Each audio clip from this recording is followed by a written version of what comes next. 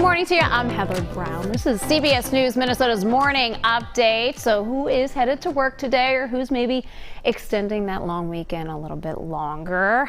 Let's see it. Let's hear it from you today, because you know what?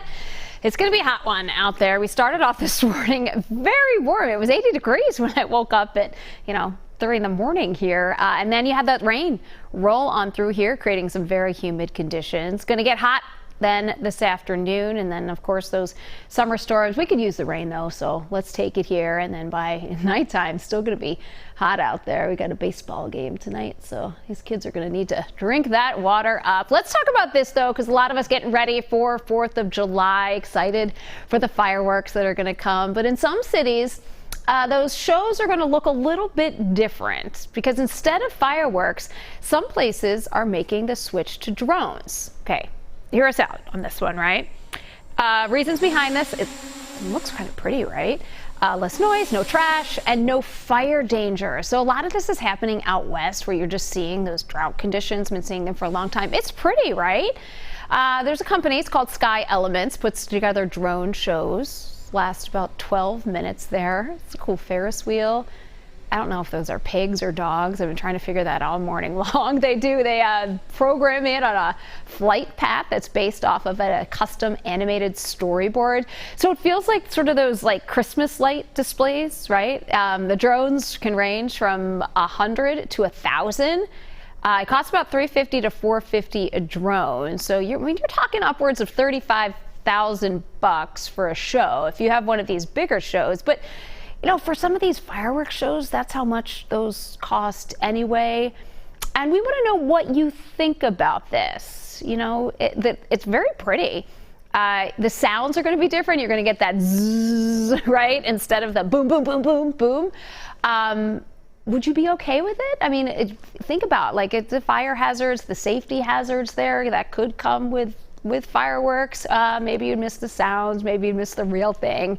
Let us know if you're watching here on Facebook. We would love to hear from you. Just leave a comment, and we're going to read through some of those later on in the show. Lots of people are flying this weekend, and lots, but more of you are going to be hitting the roads. AAA expecting a record number of Americans driving for the 4th of July holiday. 42 million, that's their prediction. So they measure this 50 miles or longer, the road trip there. And you know what?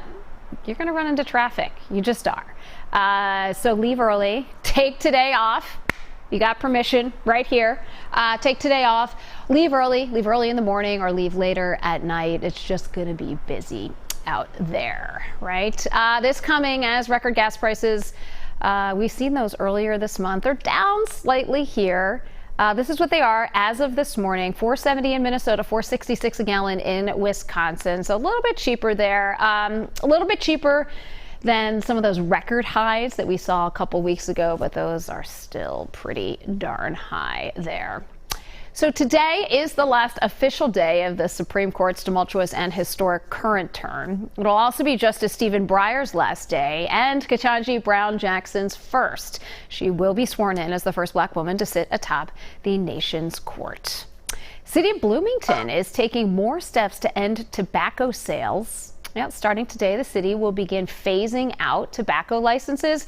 So what that means is when a store with a tobacco license closes, the license will then expire. They won't replace it. This is the first city in the state to do something like this. And eventually the idea is that there will be no more tobacco retailers once these licenses expire. Now, Bloomington has been ahead of the curve on this for a long time now. They were one of the first in the state to raise the age to buy tobacco to 21. A lot of other places then followed them right after that. Also, and I didn't realize this, the first city to outlaw smoking in bars and restaurants back in 2004. So we know June, typically our wettest month of the year, but this year, from your grass, it has been unusually dry. We've only had about an inch of rain, so that's nearly 3.5 inches below average. A lot of communities in the metro, especially down south, they're feeling abnormally dry. So you see the drought monitor. This was last June, so it was much worse last June. You remember? Oh, it was bad. Right now, your lawn's probably a little golden, probably a little crispy. So we talked with Bachman's and asked them, what can we do? Was it a lost cause? And they say, no, water. Just water in the morning. That's the best time, so, the sun doesn't burn it off.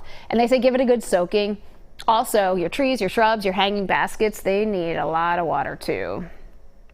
Golden grass does not mean completely dead lawn. Really, it's looking at the roots more than the top. If you can pull that out and you're looking at dry, shriveled up, almost cement-like roots that are really brittle and break, that's when it's time to rethink what you want to do with your lawn. Okay, so Bachman says you can do spot seeding right now. Maybe you have little patches in your lawn. Man, I've tried to do that. Just cannot keep the water on there. They say, though, in some cases, you're just going to have to do a full reseed coming up this fall. Now, St. Paul could soon help families save money for college and pay other monthly bills. Mayor Melvin Carter's proposal, it's called College Bound Boost.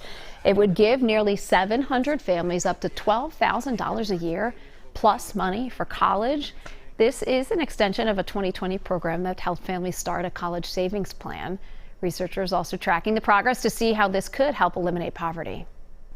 We know that families need resources. We know that the impact of poverty in America and the impact of poverty in St. Paul impacts every other aspect of life. It impacts our public safety strategies, our economic development strategies, our workforce strategies, and literally every single thing else. This money comes from COVID relief grants, also from local donations. We have more information on who would be eligible. You can find that all on our website, wcco.com/links. So the pandemic closed the doors of a lot of businesses across Minnesota, but it also stopped the printers at several small town newspapers, including one right in Eden Prairie. The former Eden Prairie newspaper offered physical copies of the headlines. They did this for 47 years. But then April of 2020 hit, and that's when they printed their last page. But now, 2 years later, a group of neighbors working to get that printed page turning again. I was looking for news on who to vote for things like school board or for city council, and there wasn't any information on that. So in September of 2020, Steve Shue and a group of neighbors launched Eden Prairie Local News online. You know it as EPLN, at least the folks at Eden Prairie do. And over the past year and a half, EPLN has pumped out headlines about all kinds of things. New developments, new hires, new roads. Amita Adeyemi is a EPLN reader, but she also had her home bakery, Vion Cakes, featured in a story. It actually put me out in the community, a small business owner, an immigrant as well, and just put me out in the community. That small gesture created a very large impact in my business. Right, that's great. I mean, these small newspapers, these community newspapers, they do make a difference. In less than 2 years, they have 4 part-time staff, 19 freelancers, lots of volunteers, just to give this publication new life. Celebrated with a milestone of 1,000 stories, recent milestone there. The Eden Prairie Local News, it is a nonprofit, and they are able to function and pay their writers a living wage, all because of donations. If you want to help them out, we put all the information about EPLN on our own website, wcco.com. The Minnesota Wild have filled their open position for team dog. Look at that. Look at little Brooksy there. 5-month-old Labrador Retriever mix that the team had adopted from Coco's Heart Dog Rescue. Brooksy will hang out with the Wild over the next year and actually train to become a service dog for a veteran. This is a very cool program that the Minnesota Wild done. It's actually the fourth time now that they've done that. We just sent the other pup off just this past week to buddy up with their local service member, their battle buddy there. So welcome to the team, Brooksy. Do you do organics recycling in your community? Do you do it in your home there? A lot of cities now offering the service, especially since Hesman County really required it starting last year. The tough part is, though, not everybody's entirely sure what organic recycling is. So the city of Minneapolis wants to clear up some of that confusion with this TikTok video.